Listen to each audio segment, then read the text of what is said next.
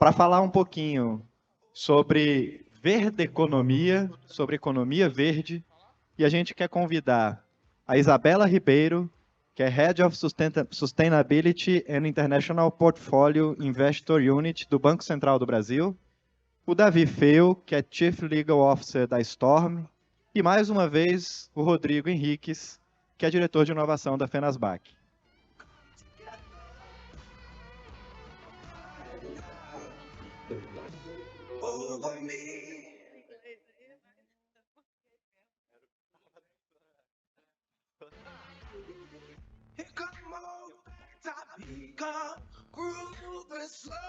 Fique à vontade, pessoal.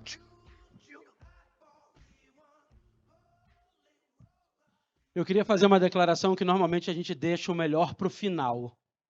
Nesses dias, a gente está super feliz já nesse primeiro encontro Money Monster Criptorama, mas acho que essa talvez seja a conversa mais importante da atualidade. Quer dizer, como é que a gente faz a conexão entre uma ideia de sustentabilidade ambiental, de preservação de vida nesse planeta, com o mercado financeiro, com a economia, com a atuação do regulador e de iniciativas privadas para garantir gerações futuras. Então, Isabela, eu vou pedir para você abrir, trazendo um pouco do histórico, né, do envolvimento do Banco Central com a questão de sustentabilidade financeira, como é que vocês se envolveram, quando, por quê, né, e aonde a gente está nesse exato momento, nessa discussão dentro do Banco Central. Depois a gente fala um pouquinho da iniciativa do Davi, e aí a gente abre para a conversa com todos. Alô? Bom, boa tarde. Obrigada, Rodrigo, pelo convite, pela organização do evento. Tem sido uma experiência muito interessante participar e ouvir tantas palestras aqui diferentes. Bom, eu vou contar um pouco, então, como é que aconteceu esse envolvimento do Banco Central nessa agenda de sustentabilidade. Não é raro eu receber, às vezes, quando estou num ambiente longe de mercado financeiro, né? Falar assim, ué, mas você mexe com sustentabilidade, o que isso tem a ver com o Banco Central do Brasil, né? E assim, transformando uma longa história em uma resposta curta, eu diria assim que tem tudo a ver, né? Afinal de contas, os riscos climáticos, né? E quando a gente fala principalmente hoje em dia nessa questão de mudanças climáticas, né? Eles acabam se convertendo em riscos financeiros que podem impactar de uma forma bem significativa variáveis macroeconômicas que estão diretamente relacionadas com o core business do Banco Central, né, que é estabilidade financeira, estabilidade do sistema financeiro. Então, tem tudo a ver. Mas aí vem a pergunta seguinte: como que essas mudanças climáticas têm impactado, de fato, né, o negócio do Banco Central? Então, a gente sabe que eventos climáticos mais intensos, né, extremos, né, que antes eram considerados raros, estão se tornando cada vez mais frequentes, né? Um exemplo disso, em 2021, o Brasil experimentou uma seca muito forte, né? Foi a pior seca dos últimos 90 anos. Né? E isso teve impactos bastante expressivos na economia. Né? Então, a gente vê, primeiro, falta de água. Né? A nossa matriz energética ela é 60% hidrelétrica. Então, com isso, a gente teve que acionar usinas termoelétricas, que têm um custo maior. E aí você acaba tendo um impacto, consequentemente, na inflação, nos preços. Depois você teve uma quebra de safra muito relevante. Estima-se que foi cerca de 45 bilhões de reais de perda com a quebra da safra, que também impacta o valor dos alimentos, né, e, consequentemente, a inflação. Né? Além disso, você sabe que o Banco Central ele é um dos gestor do Proagro, né, que é um seguro, então a gente teve um volume recorde no Proagro. O volume de seguros girava em torno de 2 bilhões e nesse ano foi para 4, 5 bilhões de reais. Então, isso daí são exemplos concretos de como esses efeitos, né, esses riscos climáticos estão relacionados com o negócio do Banco Central. E aí a gente está falando de riscos físicos, né, que são aqueles riscos que são consequências diretas do aquecimento global. Mas a gente tem também riscos de transição, que são aqueles riscos do caminho da economia para uma economia mais de baixo carbono, net zero, né? Então, o Brasil ele é um produtor importante de petróleo, né? E existe um movimento mundial de redução dos combustíveis fósseis, né? E, então, se fala muito em ativos encalhados, né? Então, os bancos, né, podem, eventualmente, estar financiando atividades, né, ou empreendimentos que estejam relacionados com esses ativos que possam ficar encalhados, trazendo risco para o balanço das empresas, dos bancos. Então, isso comprometeria o sistema financeiro. Então, eu acho assim, que são muitos os impactos, a gente tem que, de fato, estar atento, né, a todo esse movimento que está acontecendo. E uma vez que está bem claro aí que esse assunto de mudanças climáticas está relacionado ao Banco Central, o que um Banco Central pode fazer, né? Então, a gente vê que, na realidade, o Banco Central do Brasil ele já está preocupado com isso há muitos anos. Desde 2008, foi lançada uma resolução que exigia que o financiamento para a terra produtiva no bioma Amazônia houvesse uma comprovação de que aquela terra estava compliant com as leis ambientais. Isso em 2008, tá?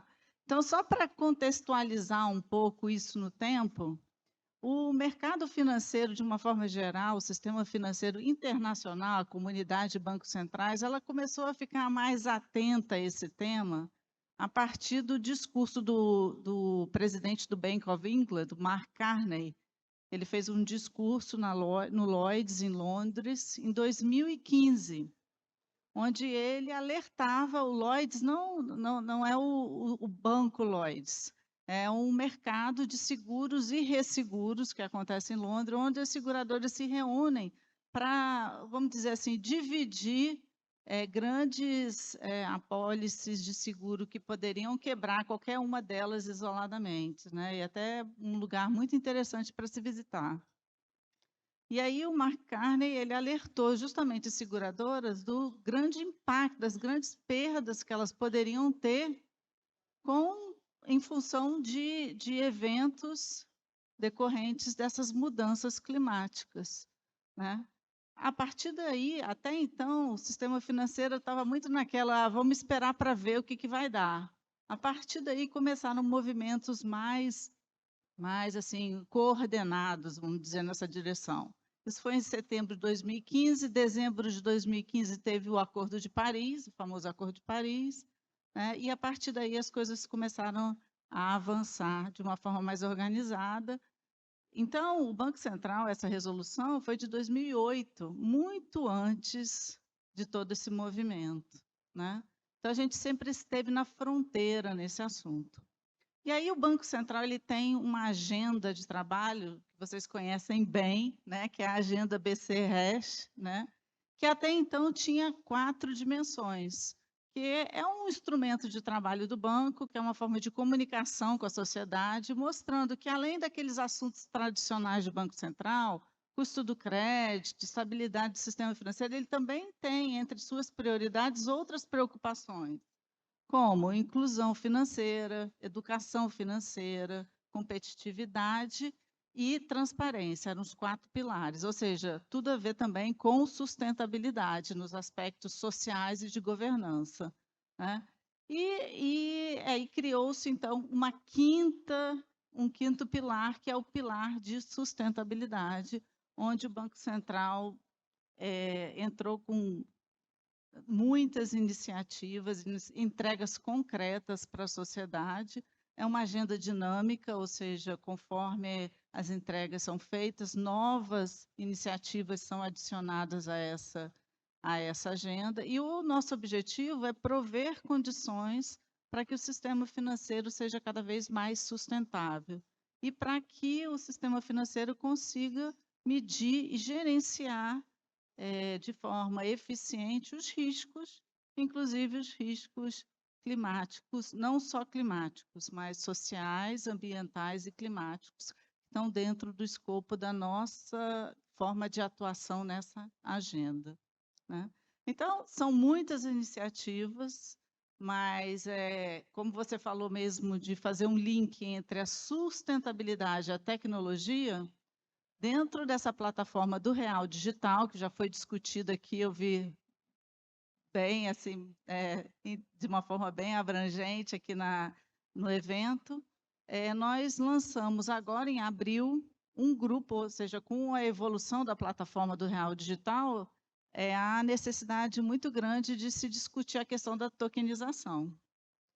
E, então, agora, em abril, a gente lançou um grupo de trabalho, um subgrupo de trabalho dedicado à tokenização de ativos sustentáveis. Então, o objetivo é justamente fazer essa interface entre a sustentabilidade, essa integração entre a tecnologia e a sustentabilidade. Por quê? Porque a gente acredita que essa plataforma do Real Digital vai ser capaz de oferecer um ambiente seguro, transparente, digital, confiável, e que isso possa promover e desenvolver cada vez mais o mercado de ativos sustentáveis, que é uma coisa que está crescendo bastante. Então, essa é a história, mais ou menos, aí, de como o Banco Central está agindo aí nessa agenda. É só o começo da conversa para a gente. Isso é só o começo. É só o começo da conversa. É ótimo. Eu lembro claramente quando a sustentabilidade entrou como uma das dimensões da Agenda BC-Hash, antiga Agenda BC+, que é das coisas mais impressionantes para mim. Toda vez que encontro alguém tentando entender os movimentos do Banco Central, eu faço a pergunta assim: você conhece a Agenda BC-Hash? A pessoa falou não. Falei, então começa daí, né? Porque tem uma clareza, tem uma abertura, né, de quais são os drives de visão de futuro, e feliz. E eu não quero soltar um spoiler ainda, mas o Lift Lab esse ano recebeu a maior quantidade de inscrições de todas as edições, e também a maior quantidade de inscrições relacionadas à sustentabilidade. Vamos ver se elas são boas, vamos ver se elas chegam até o final, se elas são chamadas, mas a gente nunca recebeu tanta inscrição de projeto de inovação financeira relacionado à sustentabilidade em nenhum ano. Davi, você trouxe um vídeo para a gente, é isso? E uma apresentação? Exato. Tá. Primeiro, eu queria te agradecer o convite e obrigado, Isabela, pela introdução. E posso dizer que governo e setor privado vão precisar dar as mãos de uma maneira muito intensa, porque, como você disse, Rodrigo, esse se não o maior assunto que nós vamos enfrentar nos próximos anos, e isso vai ter um efeito cascata em todas as áreas. E o primeiro deles é o setor financeiro, porque ele é o filtro do capital. E agora o capital passa a regular aquilo que precisa ser feito para que haja uma economia cíclica e sustentável. Eu sou diretor jurídico da Storm. A Storm é um grupo nem um pouco ortodoxo. Talvez é um movimento, eles se consideram como um movimento de impacto social. E nós temos dois principais pilares. O pilar de sustentabilidade, trabalhando com ativos ambientais e blockchain, e um pilar voltado para biotecnologia em humanos. Então, eu trouxe um vídeo que é o manifesto do grupo, acho até legal vocês verem, tem menos de 2 minutos. Depois eu vou fazer uma apresentação breve, gostaria de ouvir mais um pouco a Isabela também, e acho que podia passar o vídeo.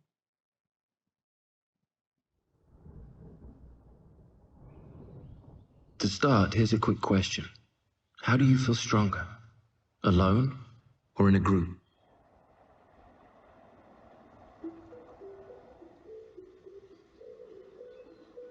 The power of a group is unquestioned versus the individual. If you want to have more of a voice, to scream louder, you need to find others who share that voice. One person takes a stand. Hundreds make a movement. A collective idea has more arms, hearts, and minds to make things happen. That goes for everything. Why make just one dream a reality if we can make it several? We are in favor of decentralization. We want everyone to be part of the collective joy, a society of more performers and fewer spectators. This is why we are here, and how we think we can help lead the change, not be led. In order to find cures for our diseases, to regenerate our planet and build a new legacy, we need to find the others. If we truly want freedom from old shackles, in new disguises, from decrepit, greedy systems, we need to find the others. When like minds come together, the power of creativity, courage, and determination is contagious. That is exactly why Storm happened. Not a single condition, a collective of conditions. Wind, rain, thunder, and lightning. The winds are changing. The light's casting a different shade. The clock is ticking fast. We are looking for the others. Are you in?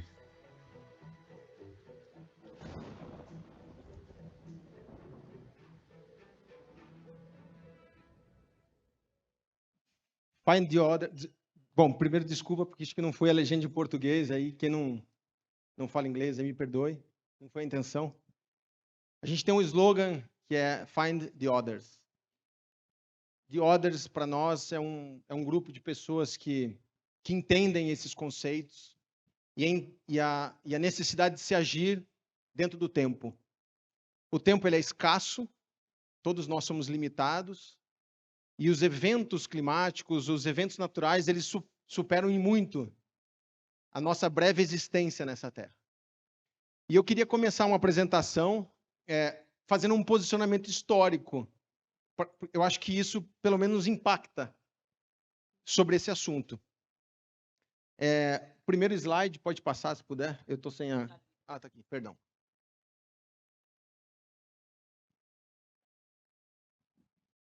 Antropoceno. Antropoceno é um conceito geológico que permeia várias áreas das ciências naturais e, curiosamente, ele define uma nova era geológica. A última foi o Holoceno, com 14 mil anos de existência, e nós podemos dizer que nós inauguramos uma nova era geológica que alguns dizem ter começado na Revolução Industrial e outros dizem ter começado nos anos 90, que é quando o homem adquire a consciência de que o que ele faz de forma coletiva, ele afeta todo o sistema e suas biodiversidades e toda a Terra. E uma prova muito interessante disso é a barreira na China das Três Gargantas, que descobriram que ela alterou a rotação da Terra. Esse é o tamanho do impacto que as ações humanas podem trazer para esse pequeno universo no qual nós habitamos coletivamente. Então, o Antropoceno é essa era que nós inauguramos. Nós somos privilegiados, ou não, de fazer parte dessa inauguração. E acredito que nós, como seres humanos, de forma coletiva, tenhamos alcançado a maioridade. E com a maioridade, vêm as suas responsabilidades. O Adam Smith, que foi um economista brilhante, que desenvolveu grande parte do pensamento liberal ocidental, falou da externalidade positiva, que é aquilo que o homem faz e que afeta todos de maneira positiva. Mas o Arthur Pigot, ele desenvolveu um conceito de externalidade negativa, e esse é o principal princípio econômico que norteia todo o desenvolvimento do mercado de crédito de carbono no mundo, que é aquilo que você faz e que afeta terceiros sem mesmo você saber que aquilo está acontecendo. Esse conceito ficou muito claro nos anos 80, quando começaram a haver chuvas ácidas nos Estados Unidos por causa do aumento de dióxido de enxofre. E aí, então, os Estados Unidos começou um programa de compensação e de autorizações para essas emissões. E aí surge um pequeno mercado ali nos Estados Unidos que se baseou, inclusive, o Protocolo de Quioto e o Acordo de Paris posteriormente. Paris, perdão. Então, essa externalidade negativa, ela passa a ser, então, uma medida de considerar aquilo que o capitalismo tem de negativo e tentar, de uma forma matemática, medir o seu impacto. E aí, uma vez que esse impacto ele possa ser medido, como fazer para internalizar esse gasto? Então, nós tivemos aqui uma geração, talvez a geração dos baby boomers, com muita fartura, produtos muito baratos, justamente porque a externalidade negativa não estava sendo contabilizada na economia. É muito fácil a gente gastar, usar o nosso celular à base de mão de obra escrava na África. É muito fácil você consumir produtos cujo resíduo está sendo jogado nos rios que ribeirinhos vivem, comunidades que estão sendo impactadas. Então, o capitalismo, praticamente, ele se desenvolve de maneira agressiva e muito baseado na vaidade humana. E aí surge um conceito, na verdade, ressurge um conceito muito antigo entre os povos, e que faz parte das principais religiões, que é o princípio do mordomado ambiental. Quer dizer, todos nós temos uma responsabilidade individual e coletiva de cuidar daquilo que nos foi dado como responsabilidade. Então, medir a externalidade negativa e internalizar ela no custo do nosso sistema capitalista, por um lado, o efeito imediato é a inflação. É aumento do custo dos produtos. Porque você passa, então, a contabilizar aquilo que é real e não aquilo que é fictício. Você passa a contabilizar o dano. Mas esse custo, que aparentemente pode ser danoso para muitas empresas e para muitos indivíduos, porque você perde o poder de consumo, ou você se limita naquilo que você consome, naquilo que você quer adquirir, no médio e longo prazo, a gente tem um retorno para aquilo que é sensato e nós temos uma explosão de criatividade. Então, os mecanismos coercitivos do Estado, que é justamente para tentar internalizar essa externalidade negativa, infelizmente, ele não tem tanto impacto. E é por isso, então, que nós temos que ter outros tipos de mecanismos, como mecanismos de mercado. Os mecanismos de mercado são mecanismos de estímulo econômico que faz com que os agentes atuem de forma positiva. Como, por exemplo, gastando a sua energia com novos modelos econômicos, novos produtos sustentáveis, novas maneiras de se usar a energia, novas maneiras de se movimentar e tratar de resíduos tóxicos das empresas, que aparentemente é um custo, mas que pode surgir daí uma nova economia, onde outras pessoas podem ser beneficiadas. Existe algo que quase nenhum dos economistas consegue medir. Isso chama-se criatividade humana. É baseado nela que nós conseguimos superar época, era após era, época após época. Os problemas que, num determinado momento, parecem ser muito grandes para nós. Então, os mecanismos de mercado é o que fez com que o mercado de crédito de carbono pudesse surgir. E, como todos sabem, os mecanismos de mercado eles têm as suas próprias leis de oferta e demanda, de liquidez, estímulos econômicos que precisam ser calculados. Às vezes, no início, a gente vai ter um descompasso. Então, muitos ativos sendo gerados, pouca demanda, falta de regulamentação. Mas tudo isso, junto com profissionais de muita qualidade, pessoas que estão gastando a sua vida para encontrar soluções, e junto com o governo, nós vamos descobrindo um caminho que pode ser traçado, e esse mercado, que ainda incipiente, muito novo, passa a ser, então, um mercado pujante, que pode ter resultado direto para quem realmente protege o meio ambiente, defende esses biomas, inclusive um impacto social positivo visível, aqui e no mundo. E aí nós temos, então, para poder consolidar esses mecanismos de mercado, nós precisamos, então, de uma segurança. Para que essas informações elas sejam transmitidas para os investidores, para o mercado. E aí nós temos um conceito importante dentro dos ativos ambientais, que é a cadeia de custódia. Ela é um conceito que abrange várias áreas, perícia criminal usa bastante, mas a cadeia de custódia, na verdade, é o processo pelo qual você traz as informações, certifica da sua autenticidade, e da segurança de ela não ser alterada na metade do caminho. E é por isso que o blockchain surge com outras demandas, né? Então, o blockchain é uma tecnologia importante para que a nossa cadeia de custódia possa representar de maneira transparente, imutável e confiável que aquele bioma, com aquelas características únicas, com as suas florestas, com a sua madeira, com a sua biodiversidade, com seus fármacos, com seus minerais, com a sua água, com o seu solo, que é raro e que é característico de cada região, possa ser bem catalogado. Os serviços em relação a esses biomas de proteção, armazenagem, possa ser auferido e metrificado, precificado corretamente, e essas pessoas, então, possam ser compensadas por um serviço que até então ninguém imaginou existir. Que engraçado, né? Ninguém imaginava que alguém precisava cuidar de uma nascente, até que você sente falta dela, até que falta água. Eu morei 5 anos no leste da África e vi muita falta de água. Você tem uma terra extremamente fértil, mas não tem água. Então, o que você faz? E as nossas florestas, por incrível que pareça, a gente fala muito de carbono, né? Carbono. É porque o carbono é o marketing. Ele começou assim. Mas as nossas florestas são produtoras de água. O Brasil exporta água. Se o Brasil não tiver a quantidade de água que tem, nosso agronegócio não conseguiria suprir essa necessidade.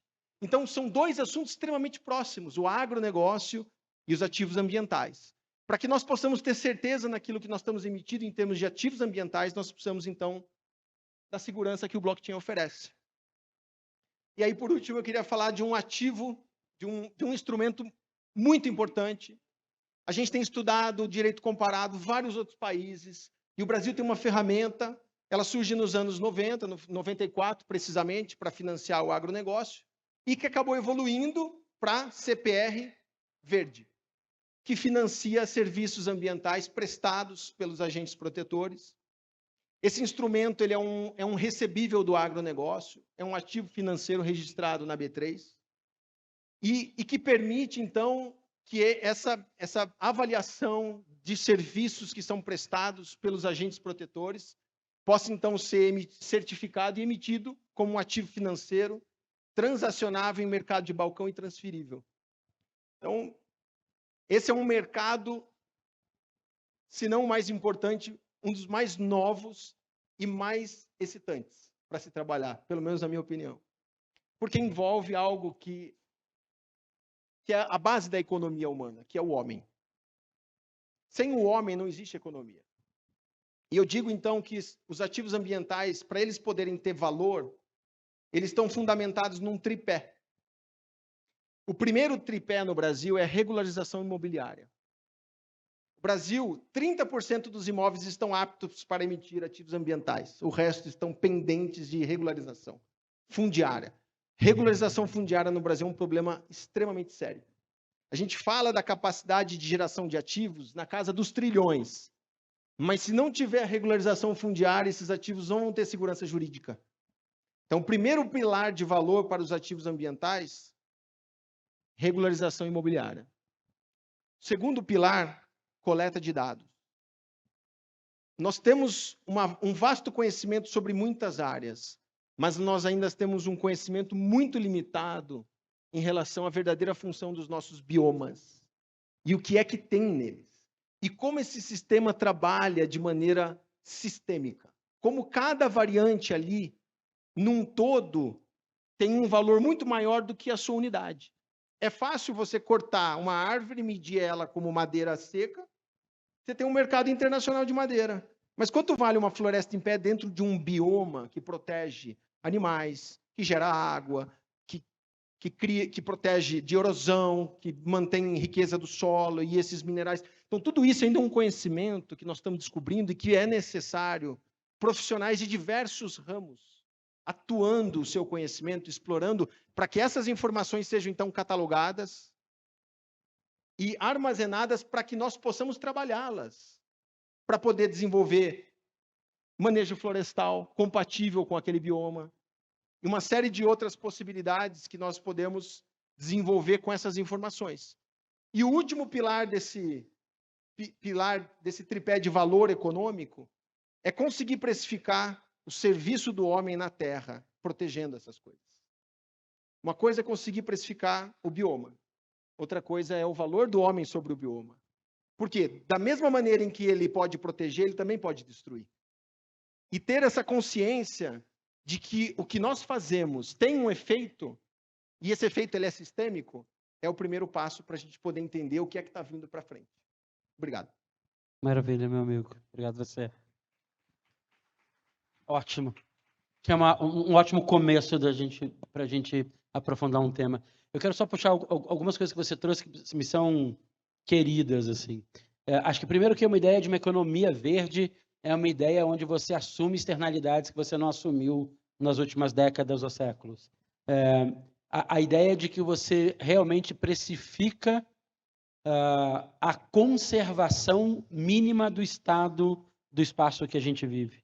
Então, eu tenho idade suficiente para lembrar de Cubatão. A maioria das pessoas aqui não tem, mas alguns que vão. Você tem a idade suficiente para lembrar de Cubatão. Cubatão era exatamente isso, né? A ideia de que você tinha um centro industrial em São Paulo que não tinha como viver nele, não tinha como ter filhos nele, a não ser que você estivesse arriscando a própria vida e a vida da sua família.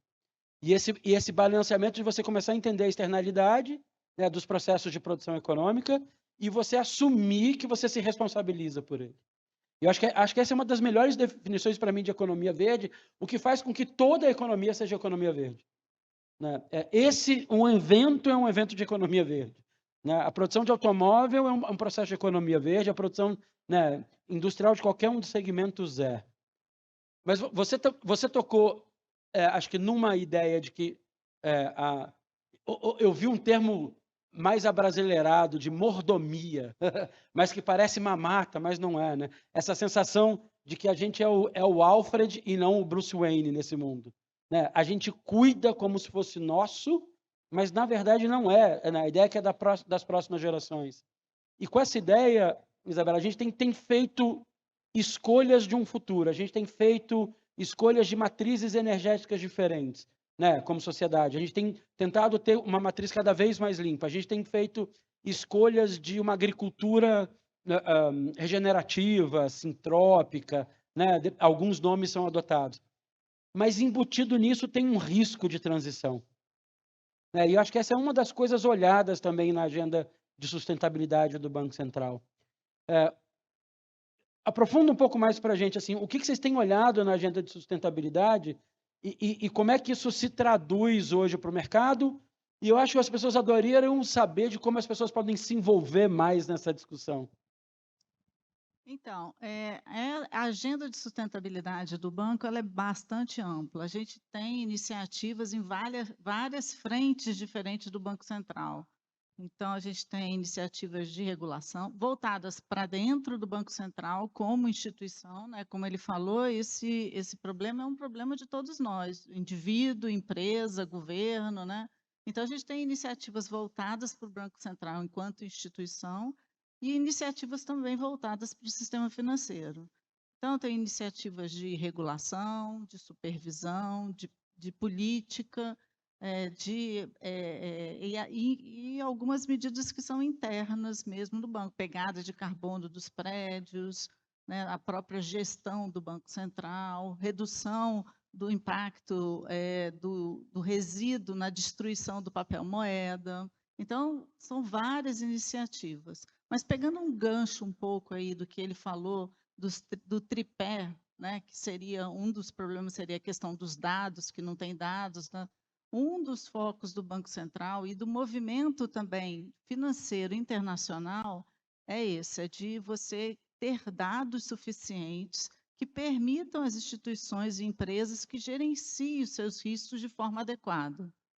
Então, depois desse discurso do Mark Carney, que eu falei, em 2015, foi então criado o que eles chamam de TCFD, que é uma força de trabalho para estabelecer alguns critérios para você divulgar dados de riscos financeiros, de riscos climáticos, dados financeiros de risco climático, entendeu?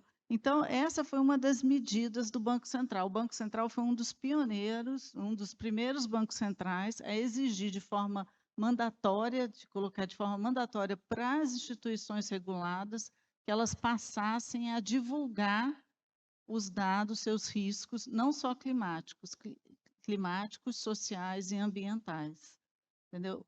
Com o objetivo justamente esse, de você construir essa base de dados, entender as exposições para poder gerenciar adequadamente.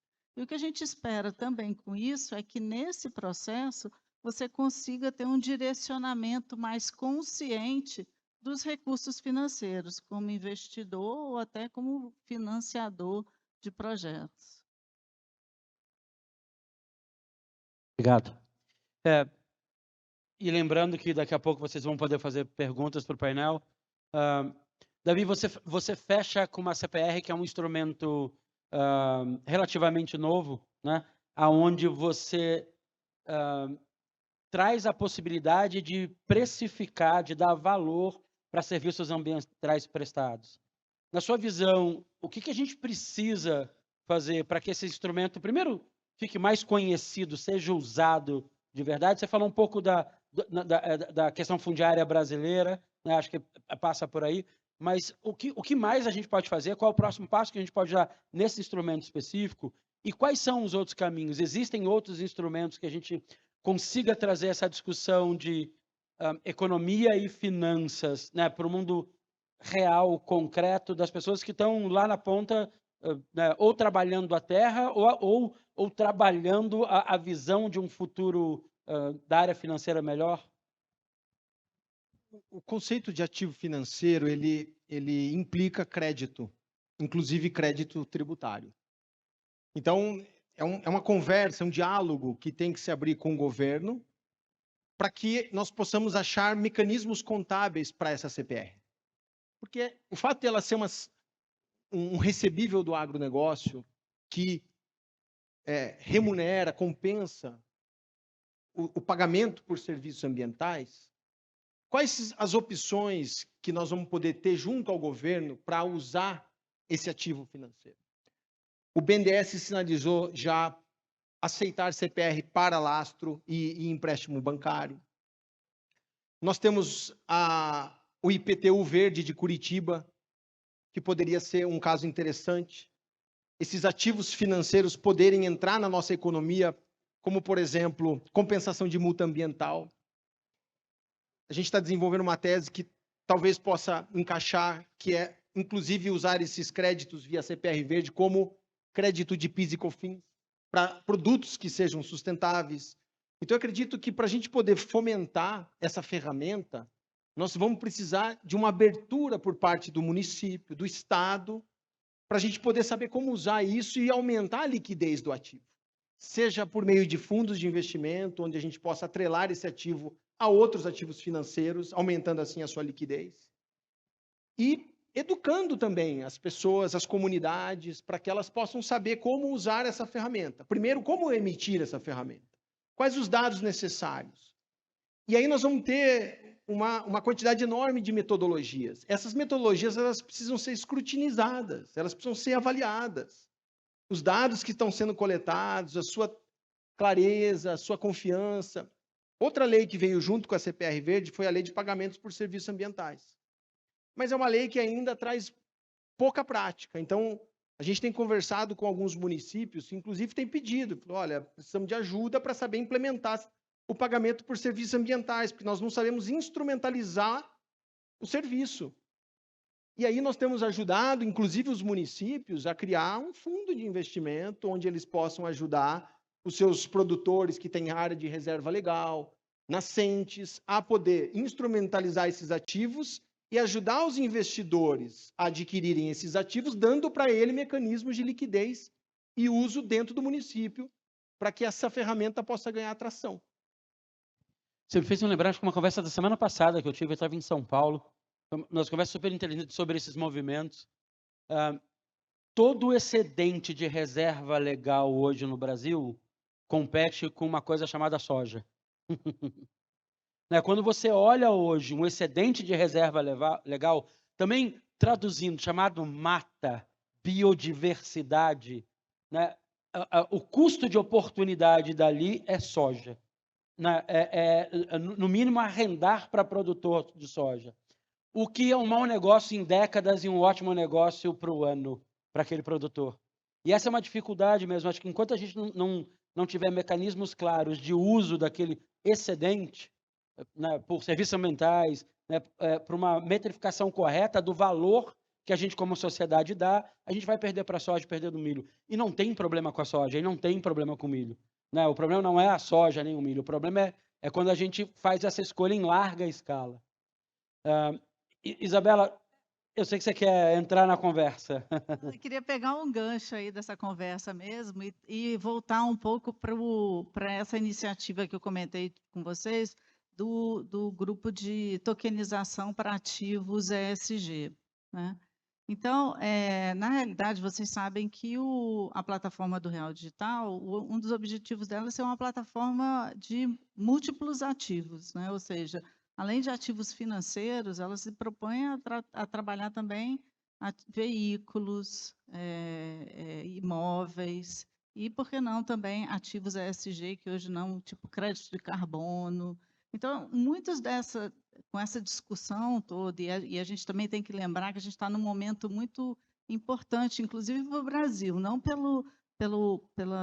só pelas condições ambientais, né, e de biodiversidade que a gente tem muito privilegiada, né, mas até porque a gente tem já no ano que vem ocupando a presidência do G20, o que nos permite colocar na pauta assuntos bem importantes ligados à sustentabilidade, e o presidente já anunciou a COP30 em 2025. Então, eu acho que essa combinação de tecnologia com sustentabilidade tem tudo a ver. E um dos objetivos da gente com essa iniciativa é justamente essa. A gente entende que oferecendo um ambiente seguro, transparente, confiável, né, que é um ambiente público do Banco Central, a gente vai conseguir trazer para dentro dessa plataforma várias dessas soluções que hoje acabam operando em mercados fragmentados ou que têm um custo muito alto. Isso vai trazer liquidez, vai baratear o custo de transação e, consequentemente, vai ser um atrativo maior para um investidor, né? Então, eu acho que isso está tudo meio que assim alinhado para as coisas funcionarem. E não exatamente em breve, para não gerar muita expectativa, mas acho que até o final do ano a gente vai ter a oportunidade de fazer algumas mesas redondas e um webinário para tratar desse assunto. A gente fez o primeiro webinário de ET de tokenização na semana passada, para falar um pouco das iniciativas mais próximas das instituições financeiras. Com o tempo a gente vai ter infraestrutura de mercado, outros reguladores, mas só para deixar claro para quem está aqui, está nos assistindo, a gente vai ter esse momento de discutir os ativos ambientais e sociais nessa visão. A gente está meio que encerrando os 8, 9 minutos finais. Eu queria primeiro checar se alguém tem uma pergunta. Tem aqui na frente, por favor. Eu estava quase torcendo para não ter, porque eu estou doido para falar. Desculpa. De nada, quanto mais melhor. Boa tarde, meu nome é João Pedro, eu sou gerente de serviços financeiros no Consulado do Reino Unido, lá em São Paulo. E minha pergunta, na verdade, eu queria entender um pouco mais sobre esse hash que vocês comentaram, esse projeto que era do Banco Central. Enfim, queria entender um pouco mais do que ele é, o que ele representa, como é que isso impacta as empresas brasileiras, se isso ainda está rolando, que já foi citado 2 vezes hoje, então acho que seria Agenda BC Hash? importante isso. Obrigado. Você quer começar? Sim. A agenda BC Hash, como eu falei, ela é praticamente um instrumento de comunicação do Banco Central com a sociedade. É uma agenda estratégica de trabalho, onde o Banco Central apresenta as suas prioridades, além daqueles temas que já são tradicionais de Banco Central.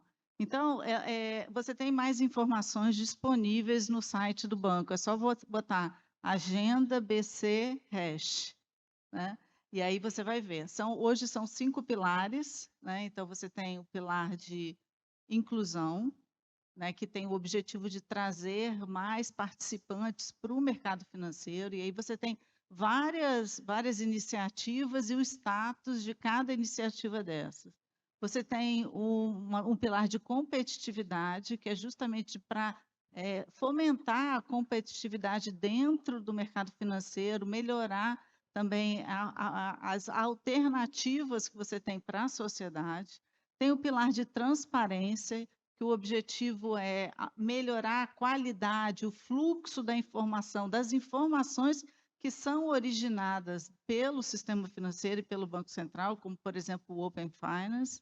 Tá? Tem o pilar de educação financeira, que é levar a educação para que fomentar a poupança, para que as pessoas tenham, com foco no cidadão, tenham uma decisão mais consciente no uso dos seus recursos, e esse pilar de sustentabilidade, com o objetivo de promover um ambiente de finanças sustentáveis e um melhor gerenciamento desses riscos no sistema financeiro. Mas, entrando no site, você tem tem mais detalhes, e todas as iniciativas que estão listadas em cada um desse pilar. É uma agenda dinâmica, então ela está sempre sendo atualizada e alimentada com novas iniciativas. E aí, só para complementar, pelo menos uma vez por ano, o presidente do Banco Central faz uma leitura dessa agenda, onde estão os projetos, que foi entregue, quais foram os impactos. A gente fala um pouco do Lift Lab, do Lift Challenge aqui para a criação do Real Digital. Eles fazem parte dessa agenda, especificamente, no nosso caso, dentro de competitividade. Né, tem muita iniciativa dentro de competitividade, que gera também inclusão, gera acessibilidade. A ideia é que você... Acho que o termo usado no site, eu li tantas vezes que talvez você já saiba decorado, é a correta precificação dos serviços e produtos financeiros, que é, no fundo, entregar, né, uma inclusão a custo zero, quando possível, como o Pix, né, ou da forma mais barata possível, garantindo. E a tecnologia tem sido usado como base para isso, né? O ganho de eficiência que a tecnologia nos dá, com o blockchain, por exemplo, né, com os registros e rastreabilidade. Mais alguém nesse momento? Senão eu tenho a minha final. Eu tenho. Obrigado. Demorou. Eu vou tomar uma certa liberdade aqui. Isabela, qual pergunta você quer fazer para o Davi? Davi, qual pergunta você quer fazer para a Isabela?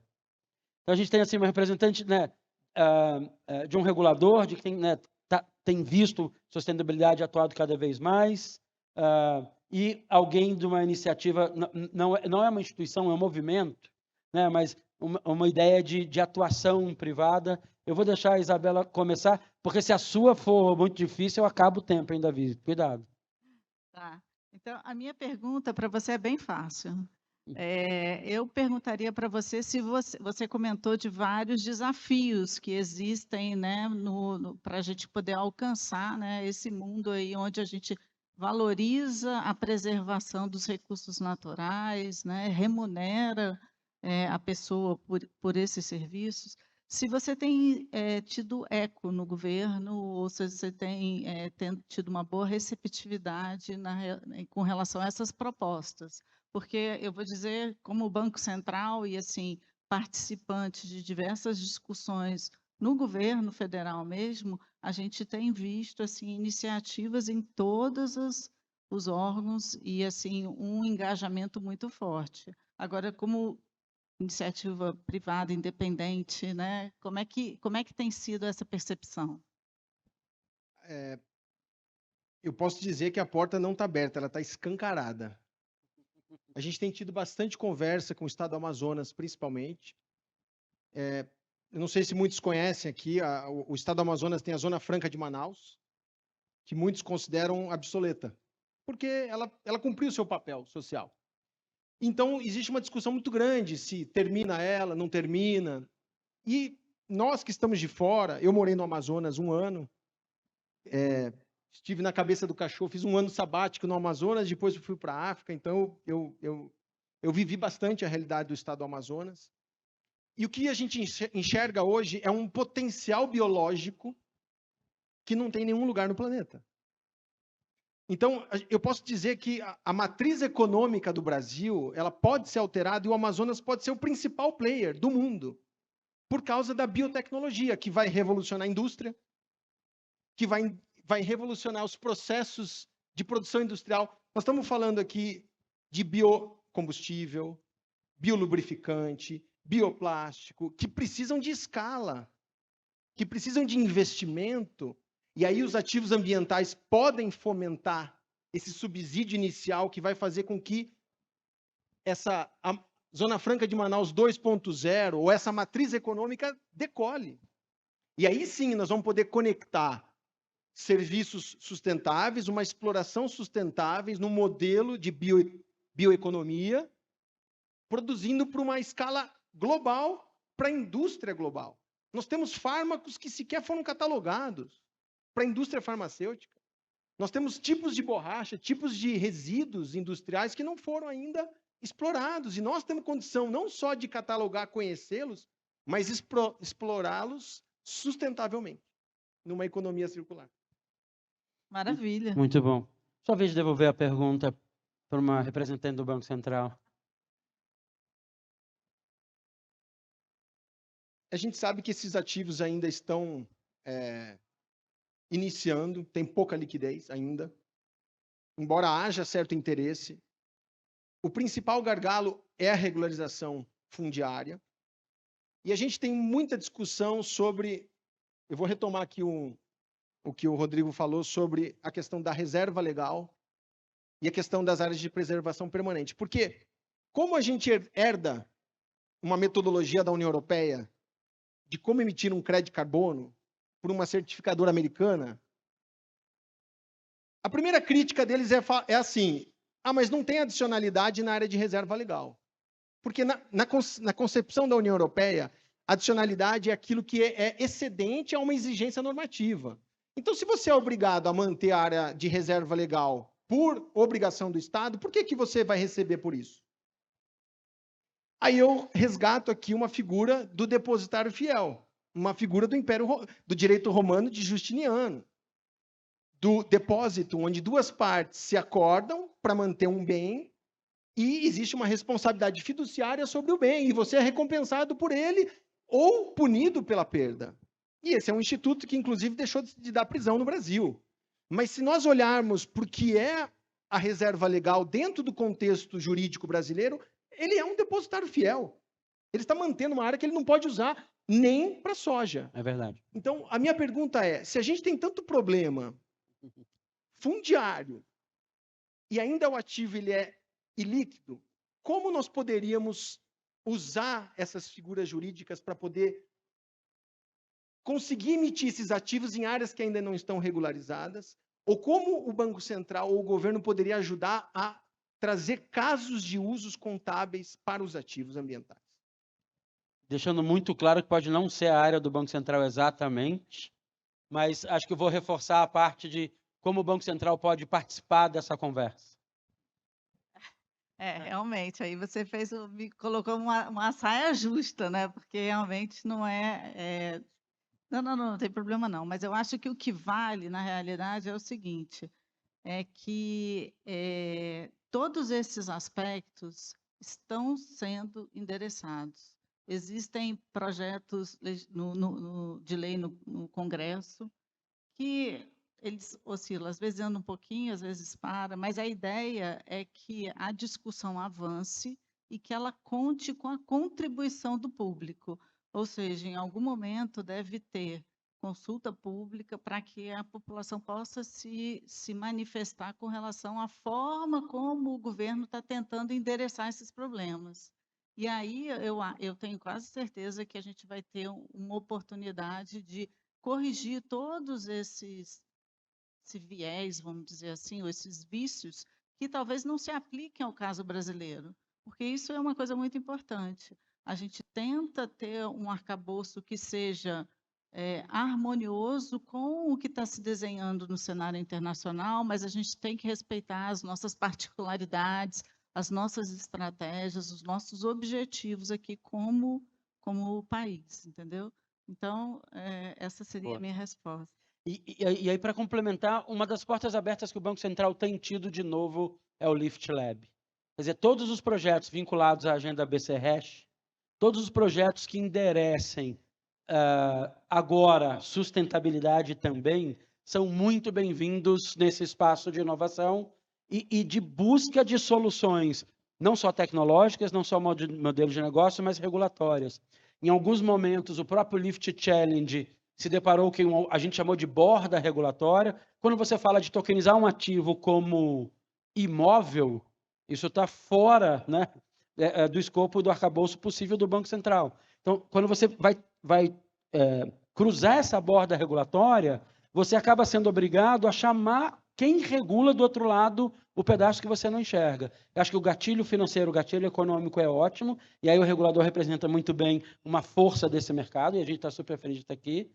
Mas tem o Lift Lab, muitos projetos esse ano, a gente espera projetos ainda mais. Eu não vou me despedir de vocês antes de dizer uma coisa. Para mim, eu acabei de fazer um ensaio de um evento que a gente vai fazer em Brasília, eu já estou chamando todos vocês. A gente vai ter um evento, está marcado, estou tentando ter certeza da data, mas eu não tenho, chamado Futuro Finanças e Florestas. Então, a gente vai ter em novembro, aqui, nesse mesmo espaço. Dia 19 de outubro. Obrigado, Thiago. Não é novembro, é outubro? Oh, maravilha. Com esse pôr do sol, 2 dias para ter essa conversa cada vez mais profunda. Obrigado, Isabela. Obrigado, Davi. Obrigada, Rodrigo.